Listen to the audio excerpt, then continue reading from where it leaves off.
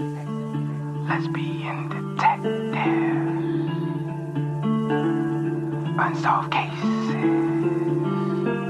She's still missing. Yeah, they haven't found her yet. Well, let's talk about it. They say he vanished without a trace.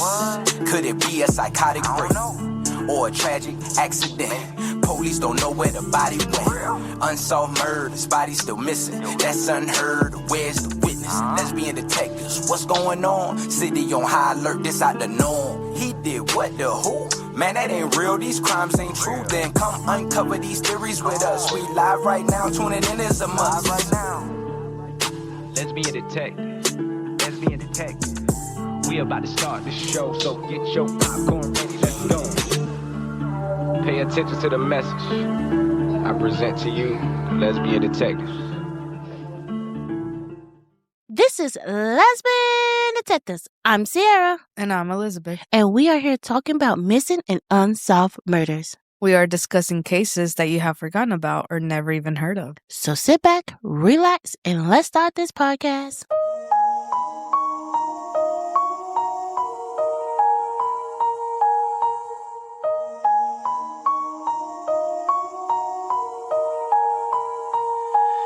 Welcome back, everybody. Thank you for coming to this week's episode. I know you guys probably saw my post. My father did pass away this Saturday, and it's been hard, but I'm getting through it day by day by day.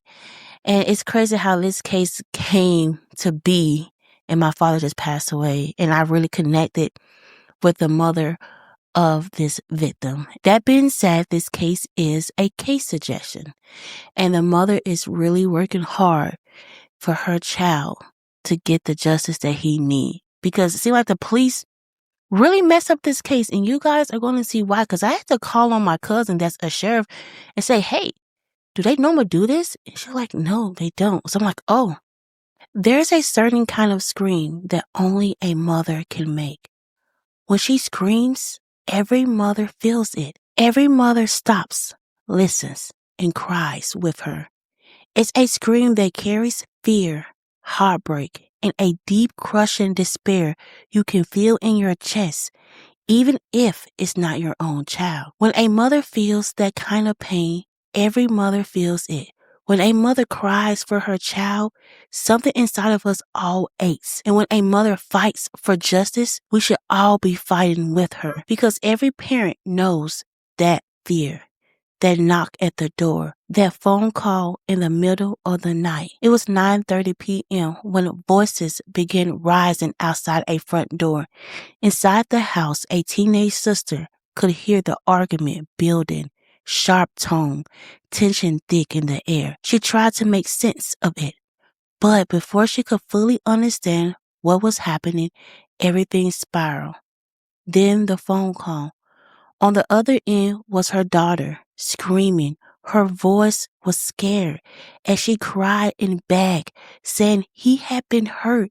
She didn't know what to do. She was scared. Through broken panic words, she tried to explain. The shouting, the struggle, the chaos unfolding just outside the door. The details came fast, in fragments, almost impossible to understand. And then there was a pause, a silence that felt unnatural, a sound that will linger in memories forever. He was at home, not somewhere dangerous, not wandering the night, home at his front door. That night, his mother was working. She doesn't usually work evens, but she did that day. Both parents were putting in overtime, trying to provide, trying to build something for their family. While they were working, their child was bleeding in the street. 2 days later, doctors would say words no parent is ever prepared to hear. And somewhere, someone knows exactly what happened at that front door. This is the beginning of a fight no mother ever asked for. This is the case of Josiah Brisco. Josiah Brisco was born on November 11, 2001 in Chicago, Illinois. From the start, he had a spark that drew people to him. He was smart, charming, and full of life. He had long eyelashes, beautiful hair, and a smile that could light up a room. People called him Pretty Boy, but he was so much more than his looks. He was thoughtful, caring, and fiercely loyal to the people he loved. He was a lefty, a good student, gifted in his studies, and responsible for someone who had already experienced so much chaos in his young life. He loved cooking, a skill he learned from both his parents, Don Jackson and Kenneth Brisco, and often asked for his favorite dishes, sweet potato pie and mac and cheese, anything that reminds him of home. He had a playful side and he could make friends easily. Life had not been easy for Josiah. He moved between Chicago and Phoenix several times as a child. He lived with his father for a time, Kenneth. And while he tried to earn his father's love, there were many moments of absence, and he never got the support from his father. Those absences left holes, and like many young men searching for a place to fit in, Josiah looked for it in the streets. He'd been involved in gangs in Chicago, and at one point he sold drugs, a choice that would bring danger but also survival. Yet, even in those moments, there was a part of him trying to break free, trying to find a better path. When he moved to Phoenix for a fresh start, living with his mother, Dawn Jackson, he was determined to rebuild himself. He was in therapy, trying to understand his pain, trying to get better. Josiah loved his younger sister fiercely. Their bond was so close that people often thought they were twins. He was protective, kind, and deeply loyal. He had dreams, big dreams. For someone who's seen so much trouble, he wanted to attend HVAC trade school, worked at FedEx, and carved out a life that was his own. He had just graduated high school during the pandemic, and for the first time, there was hope that he could finally leave the past behind. But life has a way of testing even the strongest young men. And for Josiah, the streets, the people he once called friends, and the choices of his past would collide with the life he was trying to build. This is a story of a young man full of life potential and dreams, whose story would take a tragic turn. It was 9:30 p.m. on June 25th, 2020. Josiah was at home at his front door. Inside, his 16-year-old sister was in her room when she heard the voices outside. Raised, urgent. She tried to make sense of what was happening, but the tension escalated too quickly. Then came the shots. 2 of them. One into the arm, one into the head. Panicked, she grabbed the phone and called her mother. Her voice was shaking, urgent, full of fear. "He's hurt. Something's wrong," she cried, trying to explain the chaos outside. Words tumbled out fast, broken, almost impossible to follow. And then a silence. A pause that felt impossible. A sound that would haunt her and everyone who would hear the story forever. Dawn, who usually worked morning shift and never night. Her husband, Lance Kennedy, was also working overtime. Both parents were trying to provide, trying to build a better life. But that night, their child was bleeding in the street. Lance called the neighbor across the street, desperate for answer. That neighbor would later witness the police dragging Josiah's body away. The fight, Dunn would later learn, had been over a girl. A moment of teenage passion and rage that escalated into someone losing their life. But even the knowing the reason could not lessen the pain, heartbreak, or the fight that would follow. Josiah was rushed to the hospital, but nothing could undo the damage. 2 days later, on June 27, 2020, he was pronounced brain dead. The person responsible? Known to Josiah. Dawn Jackson was left with a mother's worst nightmare, a young life full of potential stolen in an instant, and a system that seemed to move slower than her grief. Detectives changed multiple times, forcing her to return to the police station again and again for answers. The original detective, Ryan Miller, had left the case before connecting with her. the current detective, Matthew Hamas, is now assigned, but justice has been painfully slow. That night, everything changed. A young man with dreams, laughter, and plans was gone. His family's lives were shattered, and for Don Jackson, the fight for justice had only just begun. And the system didn't make it easier. Case reports confirmed what she had already suspected. The shooting wasn't random. Josiah knew the person responsible. And yet, months and years would pass without the person being located. Josiah's life before the shooting made the situation even more complex.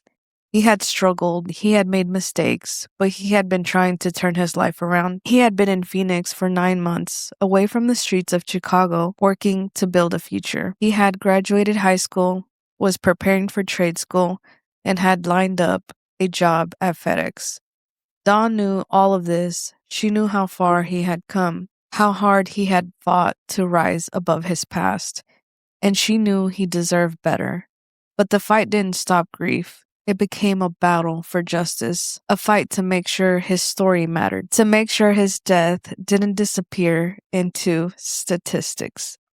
Dawn Jackson became relentless. Every call she made, every visit to the police station, every conversation with a detective was about one thing: finding the person who took her son and holding them accountable. Through it all, Dawn Jackson has made one thing clear: she will not stop fighting for Josiah. Even years later, the question remained: who shot Josiah Brisco? Why? How could someone he knew, someone who had shared part of his life, turn a moment of anger into a permanent tragedy? Dawn Jackson knows the answers. At least, she knows who did it. But the person remains out of reach, hidden, elusive, leaving justice incomplete. Josiah had survived dangers before. He had been shot at months earlier at a gas station, a reminder that his past, his mistakes, his associations could follow him. He had been in gangs in Chicago, a life he had left behind when he moved to Phoenix. He was trying to build a better path, a future he could call his own. And yet, the very streets he had escaped found him again. The police reports tell part of the story. They confirm what Dawn feared. This was not random, not an accident. It was someone he knew, someone close enough to him to turn a dispute over a girl into a life-ending moment. And yet, every lead has slowed. Every trail has gone cold. Every hope of quick justice has been tested. Dawn Jackson has faced the obstacles head on. She has fought to keep her son's story alive, to ensure that investigators don't forget him, and to demand accountability from a system that often moves too slow. She has visited the police department countless times, spoken to detectives, requested updates, and refused to let Josiah's life fade into silence. And in her fight, she has become the voice for her son and for every young person whose life has been stolen too soon. Josiah Brisco was more than the tragedy that ended his life. He was laughter, charm, intelligence, and love. He was a brother, a son, a friend. He was a young man working to rise above a past that had tested him again and again. And his story is a reminder of what is lost when a life is cut short, and what is at stake when justice is delayed. The person responsible remains at large. The questions linger. The pain endures. And through it all, one mother refuses to give up. Josiah Brisco's life was brief, but it was full. He was a young man of dreams, laughter, and ambition. He loved cooking, adored his sisters, and had a spark that made people notice him wherever he went. He had plans, big plans, for a future he was building with care and hope. And yet, all of that was stolen in an instant. Dawn Jackson now carries a grief no mother should ever have to bear. She carries it into every interaction with the police. Every phone call, every unanswered question, she carries it every day, knowing the person who ended her son's life is still free. But she also carries determination, fierce, unyielding, relentless determination. She has become a voice not just for Josiah, but for every mother, every family, every young person whose life has been torn away by violence. Because when a mother fights for her child, she fights for all of us. Every mother listening can feel her pain. Every parent can imagine the terror, the heartbreak, and the need for justice that never fades. The system has slowed, detectives have changed, leads have gone cold, but Dawn Jackson continues to demand answers. She continues to demand justice. Josiah's story is not just about tragedy, it is about love, it is about hope, it is about the fight that refuses to end, even when the odds seem impossible. No mother should ever have to bury her child, and no family should have to wait in silence for the person responsible to face the consequences. Before we end this case, Dawn Jackson would like to say a few words. Hello, I am Dawn Olivia for some, but Dawn Jackson by birthright. I am the mom of Josiah Brisco. Again, my son's name is Josiah Brisco. He was a articulate thinker and just wanted love, you know? Josiah was a pretty boy. He stayed in the mirror and he always strived to be better. You know, what I loved about my son was he was caring. He was thoughtful. He looked out for his sisters and he looked out for me, his mama. My son, wow, he had a short but long-lived life. I believed he fulfilled his purpose on earth, yet I believe he still had more to do. I remember every time I would cook his favorites, mac and cheese and sweet potatoes, and yes, he ate it together. He would taste it and he would either tell me, Mama, yeah, give me that thumbs up, or he'd be like, we got to add this. So you got to go back to the drawing board, Ma. Sometimes he would get in that kitchen too. Oh my gosh. And he loved his sweet potato pies. So Josiah was just very intelligent. He was tested in school. He was listed as gifted. He really had a bright future ahead of him. Despite his hiccups in life, my son was on his path that God ordained him to be on. After he passed, I had a few guys that came to visit me, and these guys I actually never met. And they were just crying so hard. I mean, they were really heartbroken. And they just shared with me how Josiah helped them get out of the gang life. Some went to school, some went to trade school, and some just worked. And they were just focused. That is a proud mama moment. So losing Josiah has changed my life forever. But today I want to make sure his life is remembered bigger than the tragedy. He mattered. He was loved deeply. He was my son.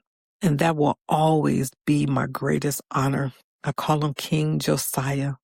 His name deserves to be spoken with love. His name deserves to be spoken every day. So know that Josiah walked this earth. Know that Josiah Brisco was amazing. And know that this mama, Joe, I miss you and I love you. And thank you for being my son. Thank you for being your sister's brother, even though sometimes you thought you was the big brother to all of them.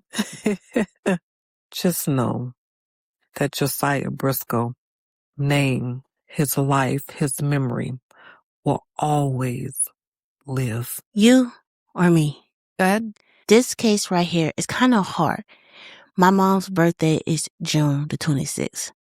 Mhm. So it's crazy that her son was was shot on June the 25th.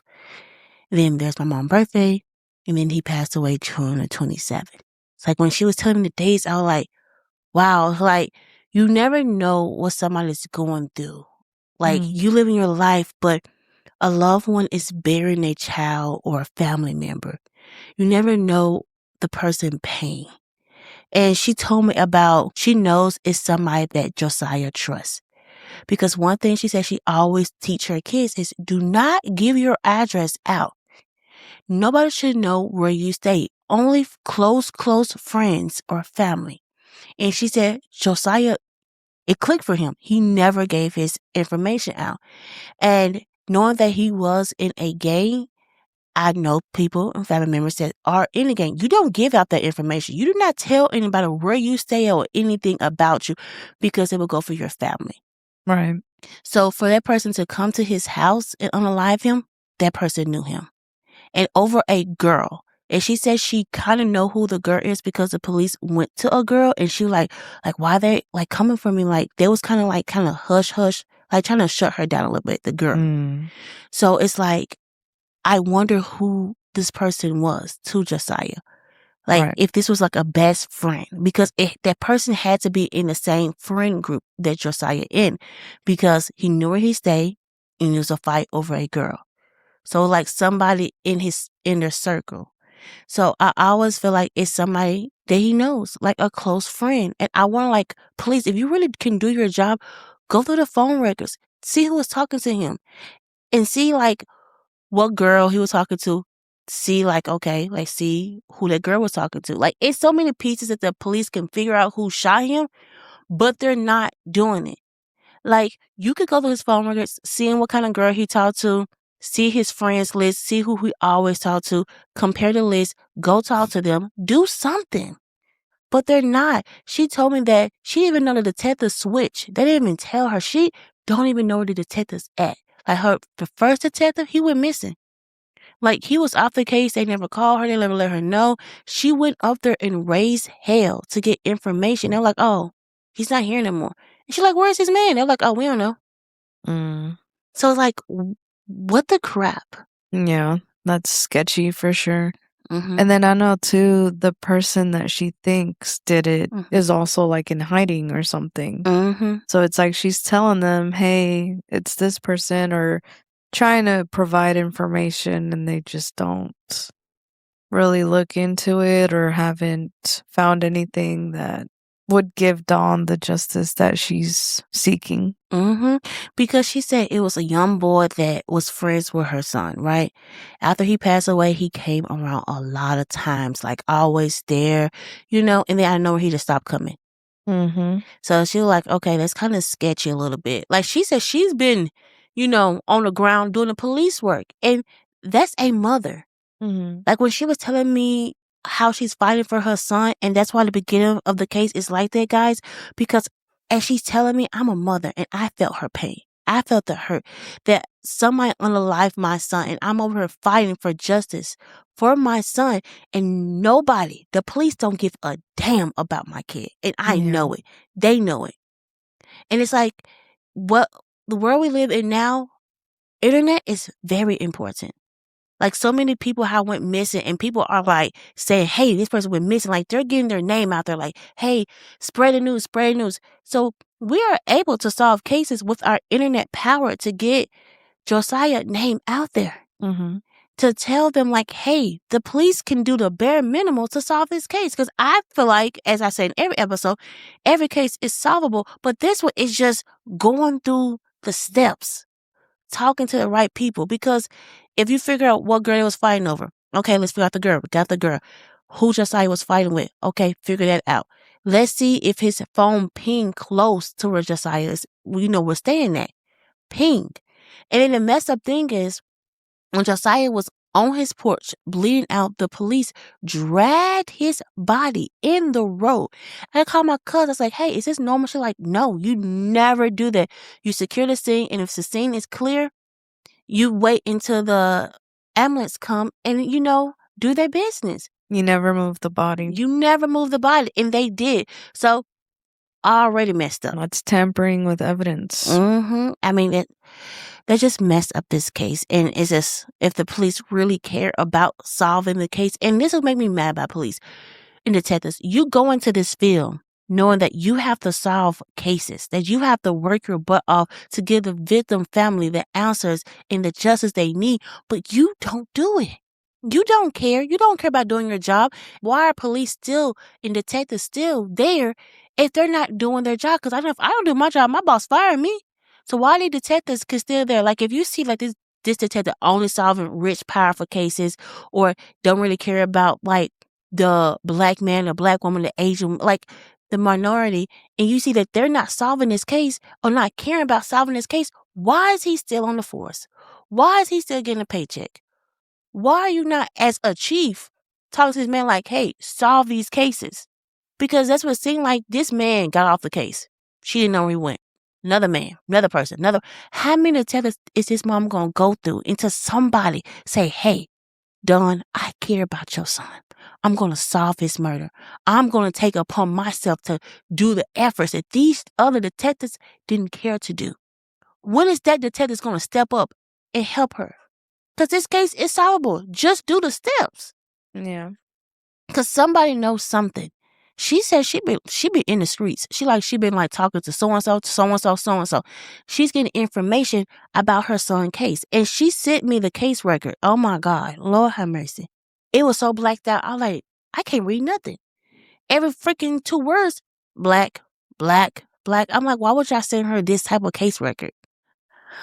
Sorry, guys. Got a little fed up. But we do believe that it's somebody that Josiah knew. And that's the craziest thing about it, because your closest friends can be your worst enemy. Yeah. And that's the quote I'm going to end this case with today. If you guys know anything about what happened to Josiah, please, please tell Dawn. I'm like, forget the police. Go tell Dawn, because she's going to solve this case. And a lot of moms have been solving their kids' case. And guys, let's get this case out here. Let's get her son case out there. Let's make the police do their job. We are on all podcast platforms, YouTube, and we are on all social media. So please come check us out on our social medias, and I will post all the information about Josiah case on my social media. I will even post Dawn information. If you know something, like if you're not comfortable coming to me, you could go to Dawn. I will happily give you her information, because she wants her son case solved, and she's fighting for justice, and we all should be behind her and fighting. And guys, you see my rubber blanket? I know it's cute, ain't it? But this is Lesbian Detectives. Don't forget, everybody's suspect, so proven innocent. Bye. See you next week. Lesbian Detectives. Unsolved cases. She's still missing. Yeah, they haven't found her yet. Well, let's talk about it. They say he vanished without a trace. Could it be a psychotic break or a tragic accident? Police don't know where the body went. Unsolved murders, body still missing. That's unheard. Where's the witness? Lesbian detectives, what's going on? City on high alert, this out the norm. He did what, the who? Man, that ain't real, these crimes ain't true. Then come uncover these theories with us. We live right now, tuning in is a must. Lesbian Detectives. Lesbian Detectives. We about to start the show, so get your popcorn ready, let's go. Pay attention to the message I present to you, the Lesbian Detectives.